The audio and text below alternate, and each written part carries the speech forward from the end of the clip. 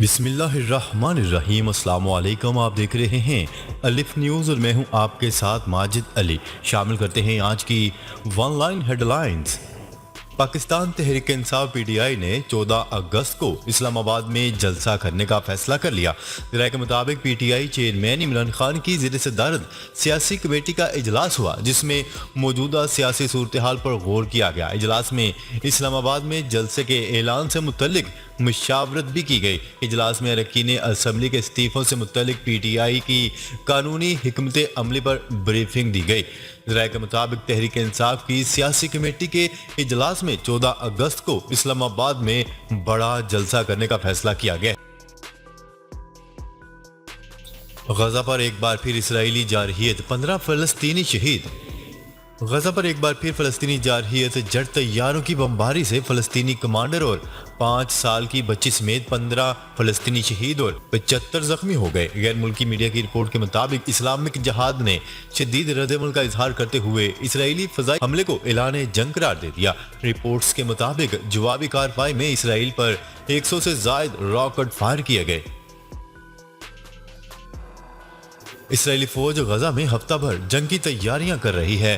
فوج کا اعلان۔ اسرائیل نے گزشتہ روز جمعے سے غزہ کی پٹی میں فوجی اہداف پر حملے شروع کر رکھے ہیں، جبکہ ایک فوجی ترجمان نے غزہ کی پٹی میں ایک ہفتہ مزید جنگ جاری رکھنے کی تیاریوں کا عندیہ ظاہر کیے ہے۔ فوجی ترجمان نے بتایا ہے کہ اسرائیلی فوج نے غزہ کے علاقے میں اسلامی جہاد کے 40 سے زائد ٹھکانوں پر 30 فضائی حملے کیے ہیں۔ ان حملوں میں 50 میزائل اور راکٹوں کا استعمال کیا گیا۔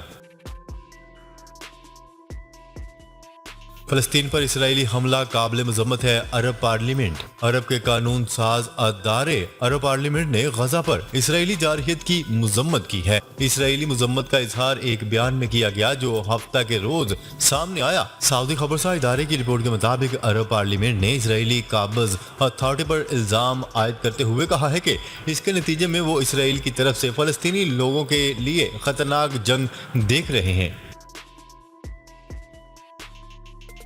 عالمی طاقتیں فلسطین پر اسرائیلی جارحیت کی خلاف اپنی خاموشی توڑے، عمران خان نے بڑا مطالبہ کر دیا۔ چیئرمین پاکستان تحریک انصاف سابق وزیر اعظم عمران خان کا کہنا تھا کہ عالمی طاقتیں فلسطین پر اسرائیلی جارحیت کے خلاف اپنی خاموشی توڑے۔ Chairman P T I Imran Khan نے سماجی رابطے کی ویب سائٹ ٹویٹر پر لکھا کہ اسرائیلی فوج نے بین الاقوامی قوانین کی خلاف ورزی کرتے ہوئے ایک بار پھر غزہ پر حملہ کیا ہے اور اسرائیلی فورسز کی غزہ پر حملے کی مذمت کرتے ہیں۔ انہوں نے کہا ہے کہ اسرائیل اپنے حقوق کے لیے کھڑے ہونے والوں کے خلاف طاقت کا استعمال کر رہا ہے۔ یوکرین کے لیے جدید ہتھیاروں پر مشتمل فوجی امداد کا نیا امریکی پیکج تیار۔ یوکرین کے لیے امریکہ کی طرف سے اگلا امدادی پیکج $1 ارب تک متوقع ہے۔ یہ اب تک کے امریکہ کی طرف سے دیے گئے پیکجز میں سے سب سے زیادہ بڑا پیکج ہوگا۔ اس پیکج میں طویل فاصلے تک مار کرنے والا اسلحہ، میڈیکل ٹرانسپورٹ وہیکلز وغیرہ بھی شامل ہوگی۔ پیکج کے بارے میں توقع کی جا رہی ہے کہ اسے پیر تک اعلان کر دیا جائے گا۔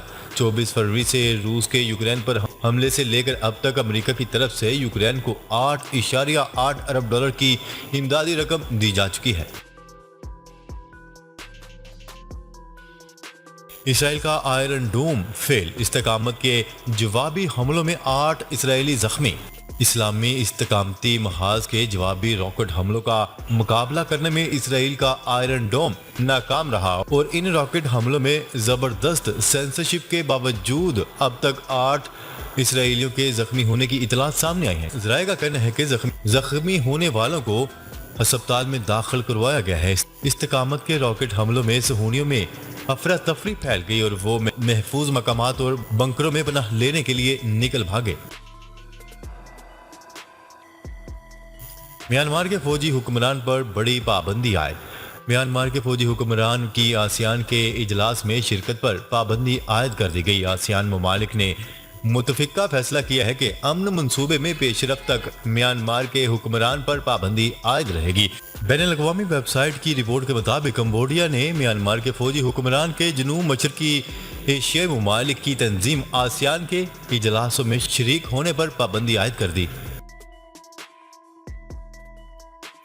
امریکہ نے چین کا اقدام غیر ذمہ دارانہ قرار دے کر مسترد کر دیا۔ امریکہ نے چین کی جانب سے امریکی ایوان نمائندگان کی اسپیکر نینسی پیلوسی کے تائیوان کے دورے کے جواب میں امریکہ کے ساتھ اعلیٰ سطح کے فوجی مذاکرات منسوخ کرنے اور متعدد معاملات پر تعاون ختم کرنے کا اقدام غیر ذمہ دارانہ قرار دیتے ہوئے اسے مسترد کر دیا۔ غیر ملکی خبرساز ادارے کی رپورٹ کے مطابق وائٹ ہاؤس نیشنل سیکیورٹی کے ترجمان جان کربی نے کہا ہے کہ چین کا اقدام بنیادی طور پر غیر ذمہ دارانہ ہے۔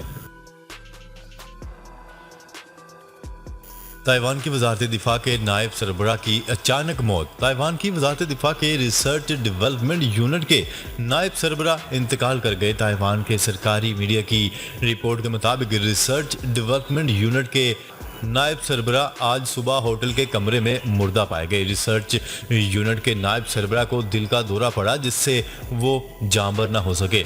دوسری جانب غیر ملکی میڈیا رپورٹس کا بتانا ہے کہ انہوں نے تائیوان کے متعدد میزائل پروجیکٹس کی نگرانی کے فرائض انجام دیے اور انتقال کے وقت وہ جنوبی کاؤنٹی پنگ ٹینگ کے دورے پر تھے۔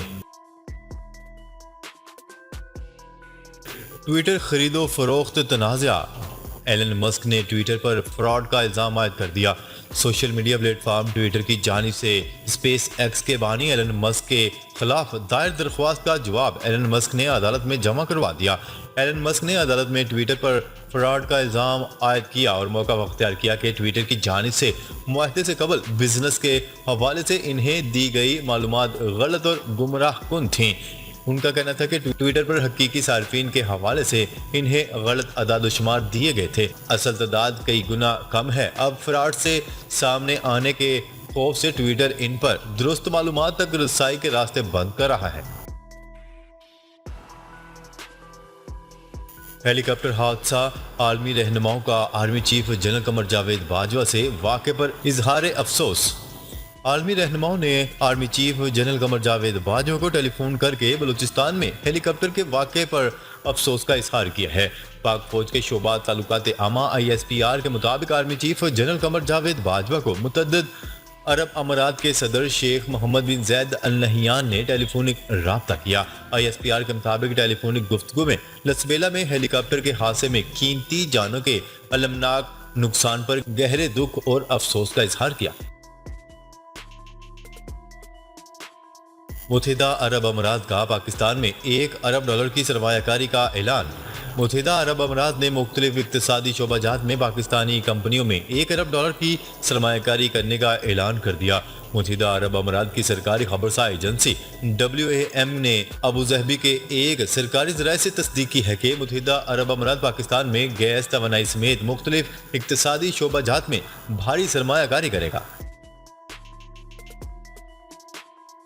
پاک بحریہ کے جہاز PNS تیمور کا دورہ ملائیشیا۔ پرتپاک استقبال۔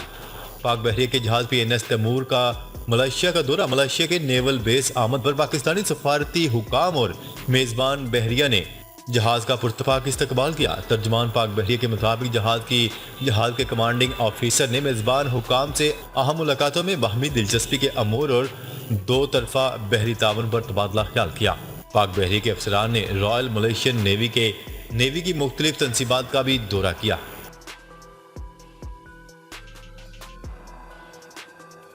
10 سے 13 اگست کو پنجاب بھر میں موسلادھار بارشوں کا امکان۔ PDMA نے الرٹ جاری کر دیا۔ PDMA نے پنجاب میں مونسون کی بارشوں کا نیا سلسلہ شروع ہونے کا الرٹ جاری کر دیا۔ PDMA کی جانب سے الرٹ میں کہا گیا ہے کہ مونسون ہوائیں ملک میں داخل ہو رہی ہیں۔ 10 سے 13 اگست کو پنجاب کے مختلف شہروں میں موسلادھار بارشوں کا امکان ہے۔ لاہور، فیصل آباد، گجرانوالہ میں نشیبی علاقے زیرآب آنے کا خدشہ ہے۔ موسلادھار بارش کے باعث راولپنڈی، سیالکوٹ اور نارووال کے مقامی ندی نالوں میں تاغیانی کا بھی خدشہ ہے۔ راول ڈیم سپل ویز کے گیٹ کھول دیے گئے۔ حسن عباس SDO کا کہنا ہے کہ ڈیم میں پانی کی سطح بلند ہونے پر سپل ویز کے گیٹ اوپن کر دیے گئے ہیں۔ ڈیم میں پانی کی سطح 1751.30 فٹ تک پہنچ گئی ہے۔ پانی کے لیول کو کم کر کے 1750.50 فٹ کیا جائے گا۔ راول ڈیم انتظامیہ کا مزید کہنا تھا کہ ڈیم میں پانی ذخیرہ کرنے کی کل گنجائش 1752 فٹ ہے۔ پانی کا لیول کم کرنے کے لیے 11 بجے تک سپل ویز ओपन रहेंगे। वज़ीर-ए-आज़म शहबाज शरीफ ने सैलाब मुतासरीन की मदद के लिए इमदादी फंड कायम कर दिया। अवाम बिलखसूस मुखय्यर हजरात से दर्दमंदाना अपील करता हूँ कि सैलाब की तबाही का शिकार अहले वतन की दिल खोल कर मदद करें। शहबाज शरीफ का कहना था कि तारीखी बारिशों ने सैलाब की सूरत हाल क़यामत सुगरा बर्पा की है। बलूचिस्तान में गैर मामूली तबाही हुई है। सिंध, खैबर पख्तूनख्वा और पंजाब में बेतहाशा नुकसानात हुए हैं। हुकाम ने मुश्किल माशी हालात के बावजूद 5 अरब रुपए सैलाब मुतासरीन के लिए फौरी जारी कर दिए। नाजरीन, अब तक के लिए इतना ही। मजीद खबरें लेकर बहुत जल्द आपकी खिदमत में हाजिर होंगे। तब तक के लिए अपना ख्याल रखिएगा। अल्लाह निगहबान।